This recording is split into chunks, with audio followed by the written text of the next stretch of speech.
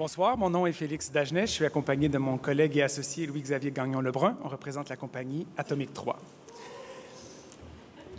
On va commencer par une question. C'est quand la dernière fois que vous vous êtes retrouvé dans un espace public, seul, et que vous n'avez pas sorti votre téléphone intelligent, mais vous avez plutôt levé le regard pour vous ouvrir à la rencontre, à la possible rencontre et le possible échange avec un étranger? C'est particulier le malaise maintenant qu'on ressent dans l'espace public devant ce type de situation-là, un espace qui normalement devrait faciliter l'échange, le partage et le contact avec l'autre.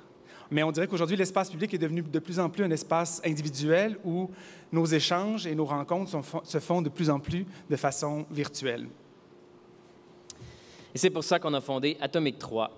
Après avoir collaboré pendant plus de 10 ans avec Robert Lepage, on a eu envie de sortir de la boîte noire du théâtre pour raconter des histoires dans la rue, en créant des installations multimédia interactives qui transforment l'espace public. En surprenant les gens dans leur quotidien, ils se font prendre au jeu et tranquillement échangent un sourire, un regard et finissent par s'ouvrir un peu plus aux autres.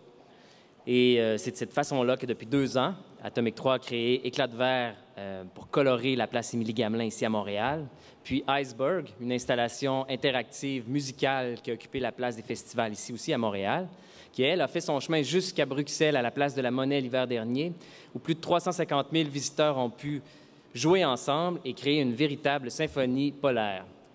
Et donc, Atomic 3 sera très bientôt à Cleveland avec une toute nouvelle installation pour occuper un parc public et le transformer en un espace plus ludique et participatif. Et ça, c'est une autre histoire.